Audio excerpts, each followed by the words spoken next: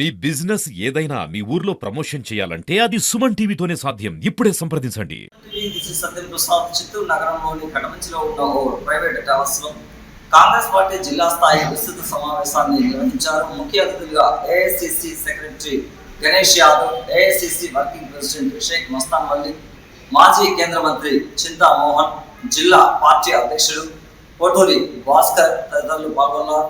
ఈ కార్యక్రమంలో కార్యకర్తలు నాయకులతో 2029వ సంవత్సరం కాంగ్రెస్ పార్టీ బలోపేతానికి కృషి చేయడానికి చేపట్టవలసిన కార్యాచరణ ప్రణాళికలపైన పూర్తి స్థాయిలో కూలంకషంగా చర్చించారు.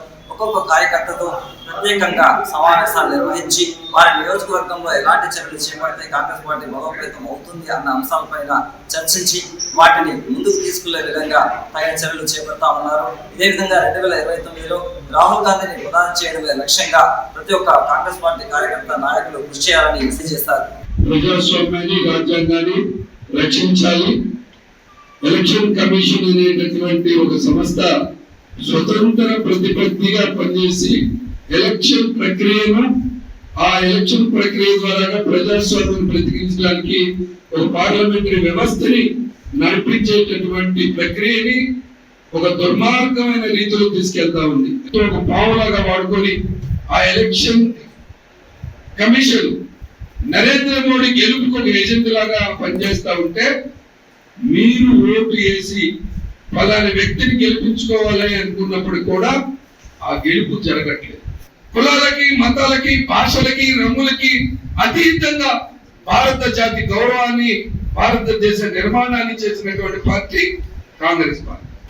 గత 50 సంవత్సరాలుగా కాంగ్రెస్ పార్టీని చాలా దగ్గర నుండి చూస్తూ ఉన్నారు. మొదటి మాట అయిపోయింది. రెండో మాట, ఈ మధ్య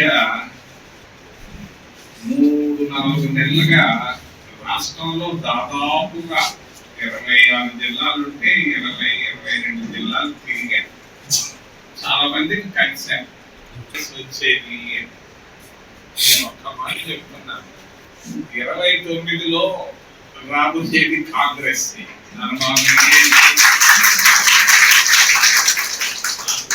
శాతం కూడా అనుమానం లేదు. దానికి కావాల్సింది పొలిటికల్ స్ట్రాటజీ. అందుకంటే నేనేం చెప్పదలుచుకోలేదు. Thank you. Members of the Congress Party, leaders, today I have come to this Chittoor district for two main agendas, which I think I will not repeat, which has been already told to you by the working president. One is review of vote chor, gatti chor, and secondly, how do we go about the upcoming local body elections. So we will stick to these 2-point agendas, and we will have a constructive discussion on how to take this forward. There is a format that we have prepared on how we conduct these meetings. So now I will be calling out the names of the assembly.